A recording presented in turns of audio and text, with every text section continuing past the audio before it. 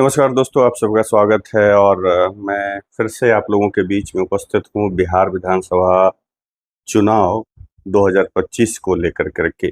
और जिस तरीके से इस सीरीज में जो मैंने चलाया है और आप लोगों का समर्थन प्यार स्नेह मिल रहा है, उसके लिए फिर से एक बार आभार प्रकट करता हूँ। और इस बीच में बहुत सारे कुछ लोगों ने कमेंट किया कि अरवल जिले के अरवल विधानसभा और कुर्था विधानसभा में जातीय समीकरण क्या है, उसके ऊपर वीडियो बनाने के लोगों ने सुझाव दिए, लोगों ने मांग करी है। तो उसी पर आज बात करेंगे आपसे आज।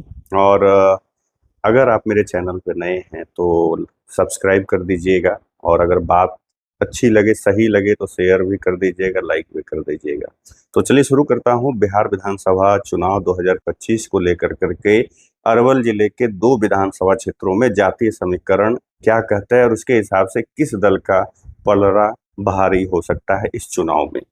तो सबसे पहले हम लोग बात कर लेते हैं कि ये अरवल जिले में जो मेन मुख्य कारण है जो चुनाव प्रभावित करते हैं वो क्या है। पहले तो ये समझना पड़ेगा कि जो मुख्य कारण हैं वो क्या हो सकते हैं, क्या रहते हैं। वहाँ का जो चुनाव पे प्रभाव डालता है वो है सिंचाई, जिसमें सिंचाई और कृषि, जिसमें सोन नहर वाली जो बात है, सोन नहर की प्रणाली वाली, वो एक महत्वपूर्ण मुद्दा है। और उसके बाद फिर आपका जो हो जाता है कि मतलब बेरोजगारी जो युवाओं की है वो हो जाते हैं, सड़क, बिजली, पानी, ये सब भी वहाँ के लिए मुद्दा है स्थानीय स्तर पे। मैं कुछ साल पहले भी वहाँ उधर जब गया था तो इन सब चीज़ों की मैंने देखी थी कि वहाँ पे अभी भी बुनियादी जो ज़रूरतें हैं, सड़क, बिजली, पानी, ये भी अभी भी वहाँ पे कहीं न कहीं जो एक सरकार का जो बाकी जगह पे जिस तरीके से ये इन सब चीज़ों पे काम हुआ है, वहाँ पे भी काम करने की और आवश्यकता है, ये मेरा भी मानना है।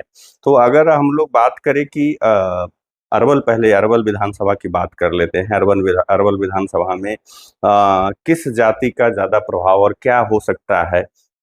वैसे अगर देखें तो पिछले लोकसभा में देखें तो मतलब वहाँ पे एनडीए के लिए बहुत अच्छा खासा मतलब जो है, खास करके जहानाबाद हो गया या अरवल जिला हो गया, औरंगाबाद जिला हो गया, ये सब जगहों पे ये क्षेत्र ही जो पूरा है वो लगभग जहाँ एनडीए के लिए अच्छा नहीं रहा 24 का चुनाव।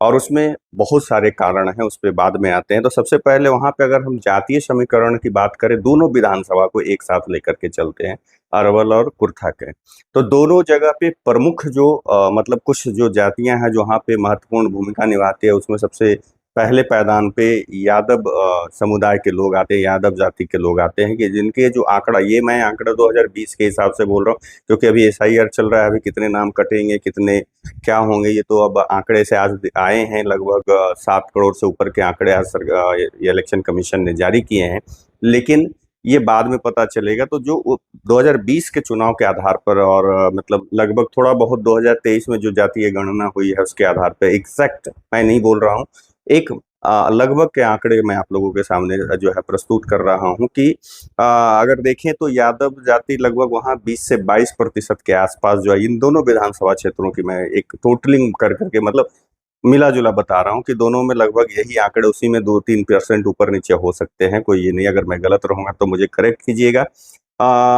तो यादव जाति का जो है वहाँ पे 20 से 22% के आसपास जो है मतलब वहाँ पे वोटर हैं। और वहाँ पे एक चीज़ और आपको मतलब ध्यान में रखना होगा कि वहाँ पे पिछले चुनाव में मात्र 54 से 55% ही वोट पड़े थे। मतलब जो वोटिंग हुई थी मात्र 54 से 55% दोनों विधानसभा में। तो ये भी एक महत्वपूर्ण है कि वहाँ पे ज़्यादा वोटिंग नहीं होती, और कारण आपका बहुत सारे हो सकते हैं, उस पर भी नहीं जाना चाहते। तो इसमें अगर देखें तो सबसे प्रभावशाली जो जाति है इन दोनों क्षेत्रों में, दोनों विधानसभा क्षेत्रों में है, वो यादव है। और ये यादव, आपको पता है कि यादव जाति के लोग किधर, किस जाति के प्रति उनका जो है रुझान होता है, वो आरजेडी या आरजेडी समर्थित उम्मीदवार हो या महागठबंधन के जो उम्मीदवार होंगे उनके प्रति उनका झुकाव ज्यादा होंगे। और ये है। और अगर देखें कि मतलब महानंद सिंह जो है पिछली बार वहां से चुनाव 2020 में लड़े थे, और उनका महत्वपूर्ण भूमिका मतलब निभाया था यादव वोटरों ने। और ऐसे हमेशा लालू प्रसाद यादव के प्रति जो है यादव निष्ठावान होते हैं, इसमें कहीं से कोई ये नहीं होता है। दूसरे जो स्थान पे जो दूसरे मतलब हैं जाति जो वहाँ पे प्रभावशाली है, वो कुशवाहा है। लगभग 10 से 14% के आसपास जो है वहाँ पे दोनों विधानसभा क्षेत्रों में इनकी मतलब जो है संख्या है। और अब जो महत्वपूर्ण मैं बात बताने जा रहा हूँ कि चाहे वो जहानाबाद हो, चाहे औरंगाबाद हो, काराकट हो, बक्सर हो, आरा हो, ये सब लोकसभा में हार का महत्वपूर्ण जो कारण एनडीए का बना था वो कुशवाहा का वोट छिटकना। कुशवाहा वोट जो है शिफ्ट कर गया था इंडी गठबंधन यानी महागठबंधन की ओर। इस बार क्या होगा विधानसभा में ये नहीं पता। उपेंद्र कुशवाहा लोकसभा में भी साथ में थे, लेकिन कहीं ना कहीं लोकसभा में उपेंद्र कुशवाहा का एक बहुत बड़ा कारण बना था औरंगाबाद में जिस तरीके से बातें आई थी कि उनके जो वहाँ पे जो मतलब जिला स्तरीय कार्यकर्ता थे वो एनडीए के खिलाफ प्रचार प्रसार, और वो वहाँ पे जो आरजेडी से जो उम्मीदवार थे औरंगाबाद में कुशवाहा समाज से, उनके समर्थन में उन्होंने वहाँ पे प्रचार प्रसार किया। तो उसके बाद से पूरे क्षेत्र में इन सभी लोकसभा क्षेत्रों में आग की तरफ फैल गए। और उसके बाद जातीय जो मतलब आपने देखा कि हर जगह कुशवाहा वोट छिटक कर कर करके इंडी गठबंधन की तरफ चला गया। और रिजल्ट आपके सामने है कि काराकाट भी लूज किया एनडीए, औरंगाबाद भी लूज, जहानाबाद भी लूज किया, उसके बाद आपका बक्सर भी लूज किया एनडीए, आरा भी लूज किया एनडीए। तो ये सारी चीजें आपके सामने। तो ये वहाँ पे जो है कुशवाहा दूसरी प्रभावशाली जाति है। वहाँ पे अगर देखें कि ओबीसी में अरवल में दूसरा सबसे बड़ा समुदाय है, कृषि आधारित अर्थव्यवस्था में महत्वपूर्ण भूमिका निभाता है, ये सबको पता है। और अगर बिहार में इनकी आबादी देखेंगे तो मतलब कम है, लेकिन वहाँ पे उस क्षेत्र में स्थानीय क्षेत्र में मतलब ज्यादा है। और इनकी जो अब तक इसके पहले लोकसभा के चुनाव के पहले 2024 लोकसभा चुनाव के पहले मतलब नीतीश कुमार के प्रति इनकी जो है झुकाव इनका रहता था इस समुदाय के लोगों का। लेकिन लोकसभा में 2024 के लोकसभा में वो कहीं ना कहीं मतलब अचानक या गुस्सा में कहें या कुछ भी, क्या कारण है वो तो पार्टियों को ढूंढना पड़ेगा। और मैंने बताया एक कारण तो मैंने पहले ही बता दिया था। और वो शिफ्ट किया था महागठबंधन और इंडी गठबंधन का। लोक ये विधानसभा में क्या होगा ये समय तय करेगा। लेकिन जिस तरीके से बीजेपी प्रोजेक्ट कर रही है, जिस तरीके से बीजेपी में अभी मतलब सम्राट चौधरी जो कि कुशवाहा समाज से ही आते हैं, उनका जिस तरीके से चल रहा है, उपेंद्र कुशवाहा का भी साथ में आना, जैसे लोकसभा में भी थे ये लोग, तो शायद हो सकता है कि उससे कुछ फर्क पड़ेंगे।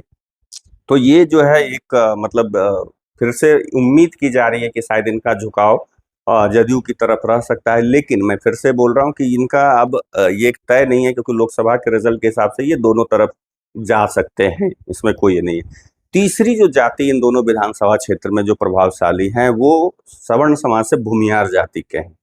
10 से लगभग 12% के आसपास जो है भूमिहार वहाँ पे मतलब दोनों विधानसभा क्षेत्रों की अगर बात करें, मतलब दोनों में यही एक औसतन जो मैं बता रहा हूँ, यही इसी में 2-3% का मतलब डिफरेंस आएगा, इससे ज्यादा नहीं आएगा।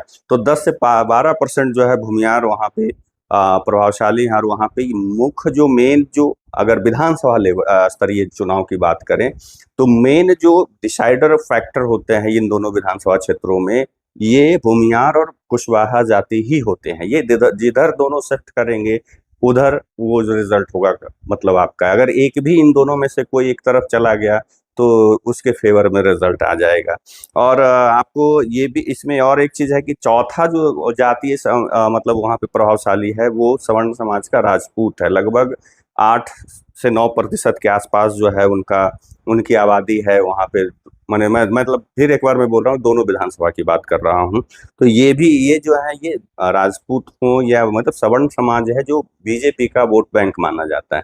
लेकिन हाल के दिनों में आप देखेंगे कि अब इन जातियों में भी बीजेपी के प्रति कहीं ना कहीं गुस्सा पनपा है, और ये भी वोट इधर उधर अब जा रहे हैं। महागठबंधन को भी वोट मिल रहे हैं और दूसरे दलों को भी वोट मिल रहे हैं। और प्रशांत किशोर की पार्टी, जैसे आज प्रशांत किशोर ने कहा कि भाई हमारी पार्टी जो है वोट कटवा है और सबसे ज्यादा जो है नुकसान पहुंचाएंगे तो जदयू के पहुंचाएंगे। आज उन्होंने बाज़ाब्ता एक न्यूज़ चैनल पर उन्होंने अपने साक्षात्कार यानी कि अपने इंटरव्यू में कहा। तो ये दो मतलब जाति जो सवर्ण भी धीरे धीरे इनसे बीजेपी से या एनडीए से नाराजगी है उनकी। लेकिन ये निर्भर करेगा, क्योंकि इधर जो है लगातार कुछ समय से जो जिस तरीके से राजद ने भूरा बाल सावरकरों को फिर से पुनर्जागरण पुनर्जीवित किया है, और सबसे ज्यादा इफेक्टेड जो रहा एरिया वो अरवल, जहानाबाद, ये सब गया वगैरह, औरंगाबाद, यही सब इलाका सबसे ज्यादा इफेक्टिव रहा है। तो कहीं ना कहीं हो सकता है ये मुद्दा बहुत बड़ा मुद्दा बन सकता है और ये संगठित कर सकता है इन सबों को एक तरफ एनडीए के तरफ वोट करने को। और उसके बाद पांचवी जो है वो अनुसूचित जाति एससी जो है लगभग 15 से 20% के आसपास है। और ये इसमें आप देखेंगे कि ये हम के मतलब वहाँ पे जो पैटर्न वोटिंग पैटर्न रहा है पिछले 2015 से अगर आप देखेंगे, तो हम जो मतलब जीतन राम की मांझी मांझी की पार्टी जो है, जीतन राम मांझी की पार्टी, उसके प्रति ये लोग अपने इनका झुकाव है और ये लोग वोट करते हैं उनके उम्मीदवार को। तो इस बार भी माना जा रहा है कि ये जो एससी वाले लोग हैं वो उधर ही वोट करेंगे, कुछ तो बाकी लोग दलों को भी जाएंगे ही जाएंगे। तो कुल मिलाकर कर ये देखें। और छठे जो है इसमें आता है अति पिछड़ा वर्ग ईबीसी, लगभग ये 20% के आसपास है, मतलब 17 से 20% के आसपास जो है ये है। और ये इनको जदयू का मेन वोट बैंक माना जाता है, ईबीसी को।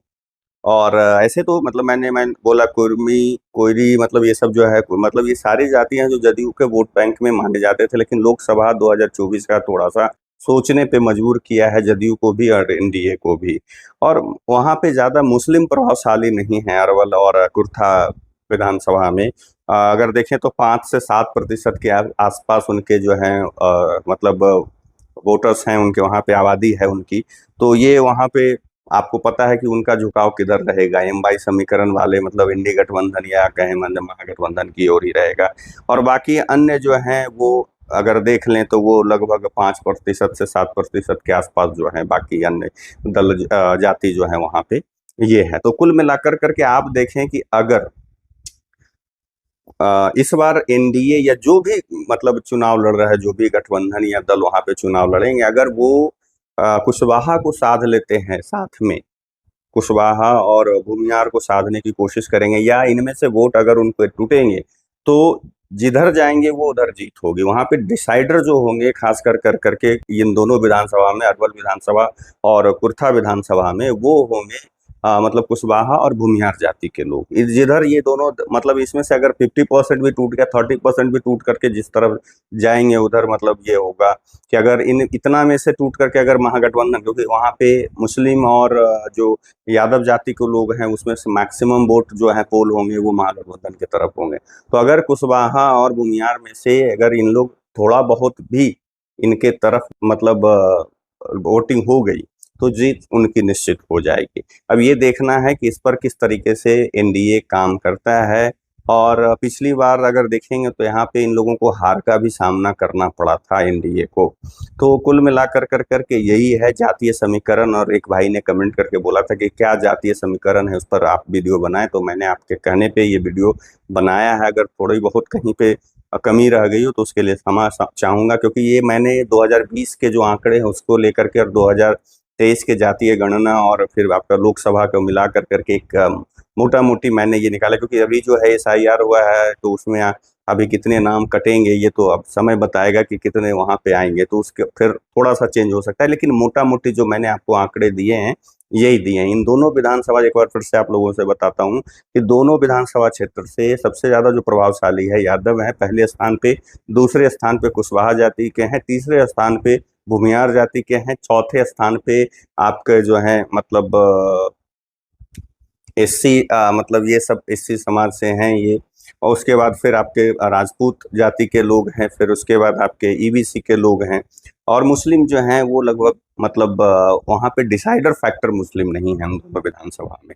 मेन डिसाइडर वहाँ पे कुशवाहा होने जा रहे हैं इस चुनाव में। क्योंकि जहाँ तक राजपूत और भूमिहार की बात है तो जैसा मैंने बोला कि भूरा बाल साफ करो के नारा के बाद से और जिस तरीके से अभी आए दिन ठीक है उसको मतलब डैमेज को कंट्रोल करने के लिए आज जो है कल खास करके कल जो है राजद ने कुछ सवर्ण जाति के लोगों को अपने राष्ट्रीय कार्यकारिणी में जगह जरूर दिया है, लेकिन वो कोई मायने नहीं रखेगा, वो कोई काम नहीं करेगा। तो कहीं ना कहीं वो गुस्सा दिख रहा है लोग मतलब स्थानीय स्तर से, लेकिन जब ग्रामीण क्षेत्रों में धरातल पे सवर्ण जाति का जो है या मतलब राजद के प्रति गुस्सा देखने को मिल रहा है। क्योंकि उसके नेता आए दिन इस तरीके से बयानबाजी कर रहे हैं जिससे कि लोगों को गुस्सा हो रहा है, लोग तकलीफ माने उनकी बातों से मतलब लोग तकलीफ में हैं कि हाँ भाई, एक तरफ तेजस्वी यादव कह रहे थे कि हाँ A to Z की पार्टी, और दूसरी तरफ इस तरह के इनके नेता जो है बयान दे रहे हैं, और तेजस्वी यादव भी जो है अब उनके पक्ष में खड़े होते दिख रहे हैं। तो ये चीज है कि धुमियार राजपूत वगैरह तो ठीक है वो एनडीए की तरफ हुआ है, उनका जाना है। अब रह गया वहां पे मेन इस बार चुनाव में कुशवाहा डिसाइडर होने जा रहा है। ये आप लिख लीजिए कि कुशवाहा जाति जिधर भी झुकेगा, जिस तरफ, जिस गठबंधन के तरफ, उस गठबंधन के वहां पे जो है उम्मीदवार जीतेंगे, ये कंफर्म है। तो आप लोगों का क्या मानना है कमेंट करके जरूर बताइएगा। तब तक के लिए आप लोगों से विदा लेता हूं। अगर वीडियो, फिर से मैं आप लोगों से आग्रह करता हूं कि अगर आपको वीडियो अच्छा लगा हो तो लाइक, शेयर, सब्सक्राइब सब कर दीजिएगा। तब तक के लिए नमस्कार।